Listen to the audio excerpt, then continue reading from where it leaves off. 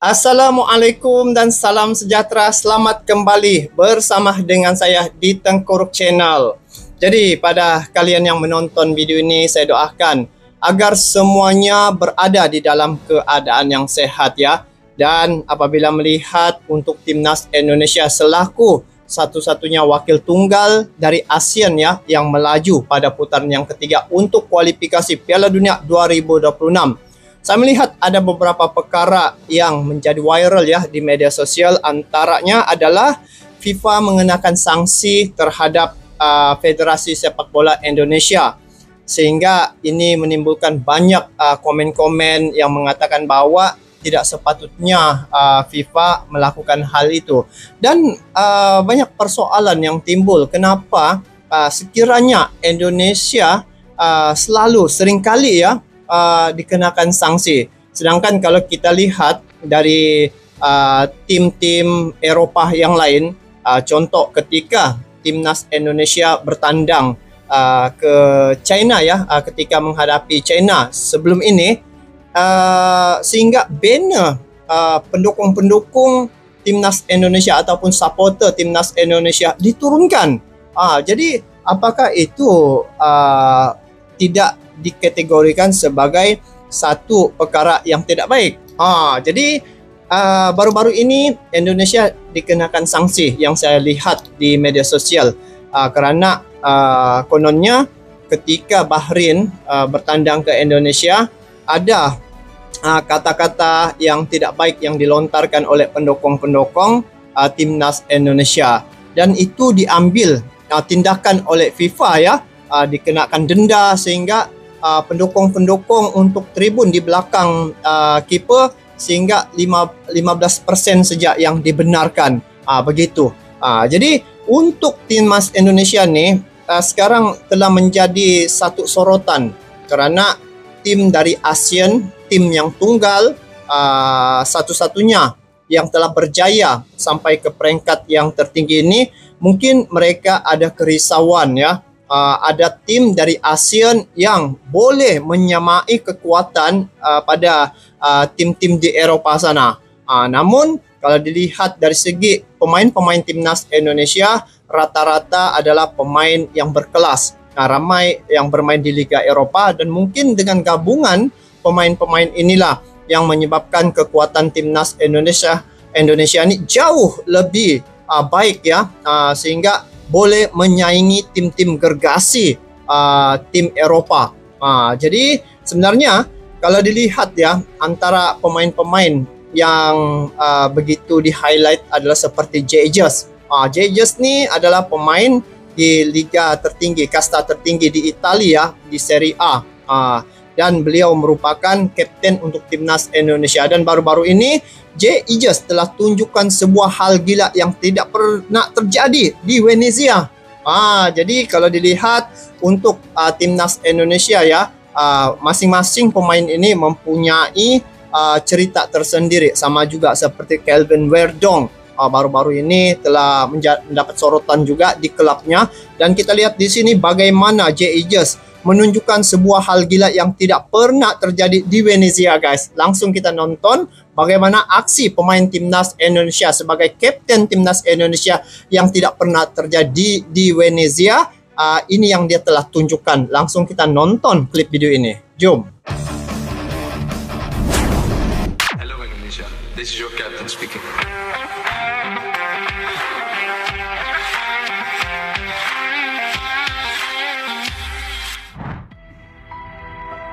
Detik-detik Jay-Jus pemain memilih menjaga kondisi jelang bursa transfer, Jay-Jus justru memilih bertempur habis-habisan demi tim yang kemungkinan besar akan ia tinggalkan.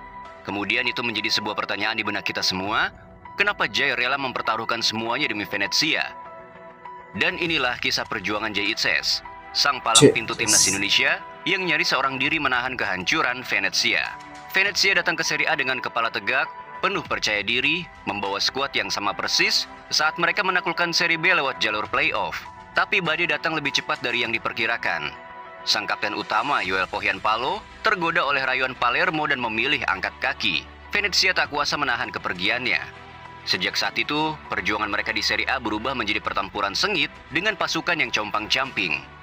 Dari tim penuh harapan menjadi skuad seadanya yang harus melawan para raksasa Italia. Oh, Di tengah raksasa kekacauan Italia itu, kan? hanya satu nama yang masih berdiri kokoh. Sang kapten kedua, benteng terakhir, pahlawan tanpa sorak-sorai Jay Itzes. Dialah satu-satunya harapan Venezia untuk bertahan hidup di Serie A. Tak ada yang meragukan kokohnya tembok pertahanan Venezia musim ini. Jangankan tim papan bawah, bahkan raksasa Serie A pun kerap dibuat frustasi. Oh, Melawan Venezia, hebat juga ya menang Jay bukan Itzes perkara nih. mudah, apalagi membantainya. Klub ini nyaris tak pernah tumbang dengan selisih lebih dari 1 gol. Tapi mesti tangguh di belakang, ada satu luka besar yang tak bisa ditutupi. Venezia tak punya ujung tombak yang mematikan. Tak ada predator di kotak penalti, dan akibatnya tim ini jadi spesialis hasil imbang. Tapi inilah Venezia. Mereka bukan klub besar, bahkan untuk mencapai markas mereka pun, tim tamu harus menumpang perahu. Sebuah simbol betapa terpencilnya mereka dari pusat sepak bola Italia. Dan di kompetisi sekeras Serie A, mereka bertarung bukan dengan bintang-bintang mahal, tapi dengan semangat yang tak bisa dibeli. Di tengah segala keterbatasan itu, satu nama berdiri sebagai poros pertahanan, sebagai pemimpin tanpa banyak kata, yaitu Jay Itzes. Ibarat seorang prajurit dipanggil oleh komandan tertinggi, Jay diberi misi yang mustahil. Dengan perlengkapan seadanya, dengan pasukan yang terkikis, bagaimanapun caranya pertahanan tim ini jangan sampai gugur. Dan tanpa banyak bicara, Jay menjawab panggilan itu dengan darah, keringat, dan bahkan air mata. Dengan skuad seadanya, dengan pasukan yang jauh dari kata ideal, Jay tetap berjibaku, bertempur tanpa lelah, memberikan seluruh jiwanya untuk para supporter yang tak pernah berhenti berharap. Banyak yang mencibir, banyak yang meremehkan. Venezia hanya akan numpang lewat di Serie A, kata mereka. Dan benar saja, hingga pekan ke-35 dengan hanya 3 laga tersisa, Venezia masih terjebak di jurang degradasi. Masalahnya, satu dan sangat jelas, Venezia tahu cara bertahan, tapi tak punya senjata untuk menyerang. Mereka tak memiliki striker haus gol, tak punya pembeda di lini depan. Itulah ironi yang terus menyesakkan. Tapi justru di tengah kesulitan itulah, seorang Jay bangkit sebagai simbol perlawanan. Ketika rekan-rekannya mulai kehilangan keyakinan, ketika semangat mulai runtuh dan kepala mulai tertunduk, semangatnya Jay tuh, guys. berdiri tegap dan paling depan. Dengan suara lantang dan mata yang membara, ia seolah berkata, perjuangan ini belum selesai. Selama masih ada peluit yang ditiup, selama masih ada rumput yang bisa kita injak, maka Venezia belum kalah. Darah Di saat Indonesia yang lain, ini. Loyo juga tak berdaya, Jay justru tampil memukau, bermain dengan determinasi seorang kesatria yang tahu, jika ini adalah akhir, maka dia akan pastikan timnya bertarung habis-habisan. Lalu datanglah pekan ke-36, pekan paling krusial, bukan hanya bagi para pemburu gelar di papan atas, tapi juga bagi mereka yang berjuang mati-matian di dasar klasemen. Ini adalah momen hidup dan mati. Dan bagi Venezia, takdir mereka dipertaruhkan malam itu. Lawan yang mereka hadapi pun bukan sembarangan, yakni Fiorentina. Klub legendaris Serie A yang kini diperkuat oleh sang kiper legendaris dunia, David De Gea. Namun di tengah ketakutan dan tekanan, Jay sekali lagi berdiri sebagai pemimpin. Dengan keyakinan penuh, ia memimpin rekan-rekannya menuju medan tempur. Kali ini tidak ada jalan mundur. Venezia seperti pasukan yang telah membakar perahu mereka sendiri. Tak ada rencana cadangan, tak ada tempat untuk lari. Hanya ada satu jalan, menang atau lenyap. Dan di bawah komando Jay, Venezia bermain layaknya pasukan perang yang tak kenal takut. Pertahanan mereka dibangun dengan begitu kokoh, disiplin, dan tak tertembus.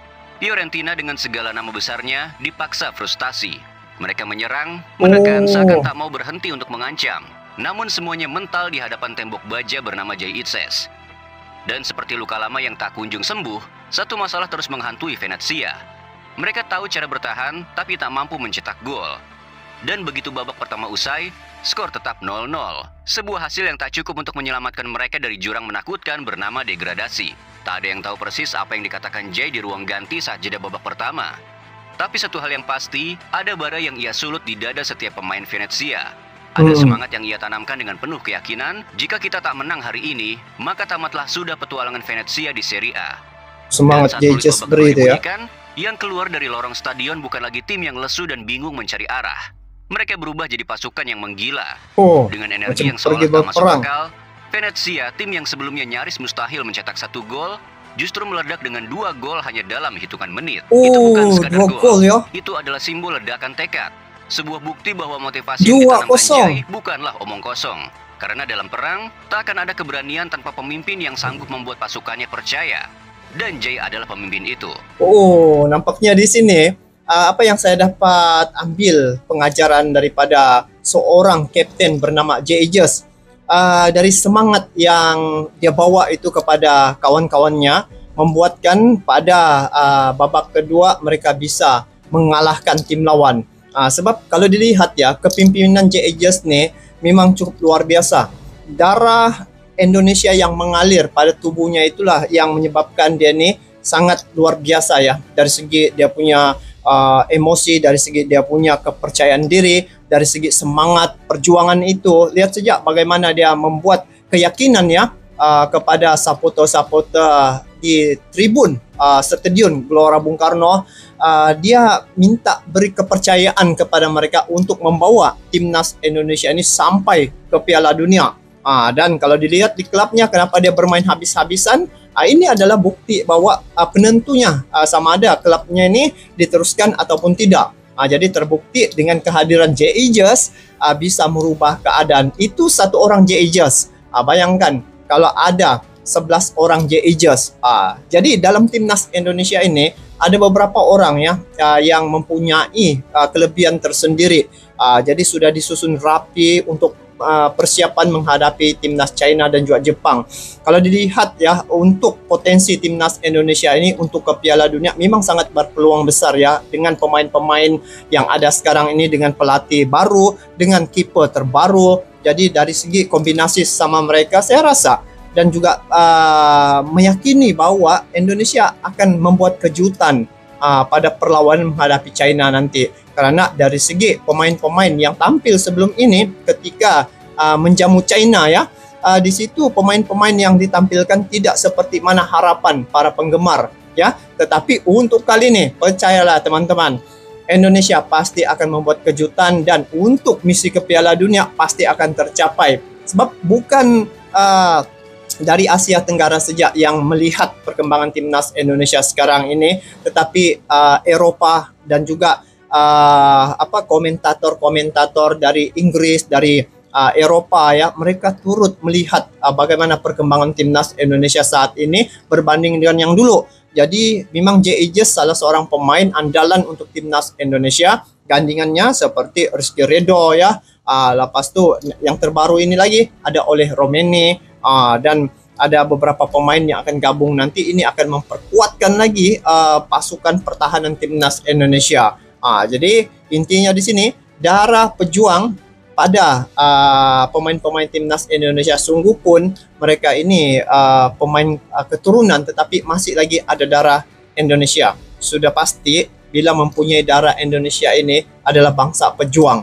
Lihat bagaimana mereka berjuang mempertahankan tanah air sehingga mendapat kemerdekaan. Dan hari ini mereka memperjuangkan sepak bola mereka untuk maruah bangsa, dan juga ini merupakan satu martabat ya untuk mengangkat persepak bolaan di Indonesia. Sebab seiring dengan penggemar sepak bola di Indonesia ini, 80% daripada jumlah penduduk Indonesia itu adalah penggemar sepak bola. Sudah pasti mereka akan membuktikan pada dunia bahwa negara pencinta sepak bola ini akan berada di Piala Dunia nanti. Jadi apapun untuk penampilan timnas Indonesia menghadapi China dan Jepang, semoga ada kejutan yang akan berlaku. Dan bukan sekadar Indonesia yang mendukung, hari ini se-ASEAN ya, semua mendoakan, memberi dukungan. Sebab inilah satu-satunya wakil tunggal dari ASEAN yang melaju sampai ke tahap ini yang tertinggi, seperti mana yang dihadapi oleh timnas Indonesia. Jadi itu saja guys, memang kalau lihat daripada skill J. Aegis tidak dapat dinafikan, dan semoga timnas Indonesia akan terus sukses dan juga dapat berada di Piala Dunia nanti. Sampai jumpa lagi. Assalamualaikum warahmatullahi wabarakatuh.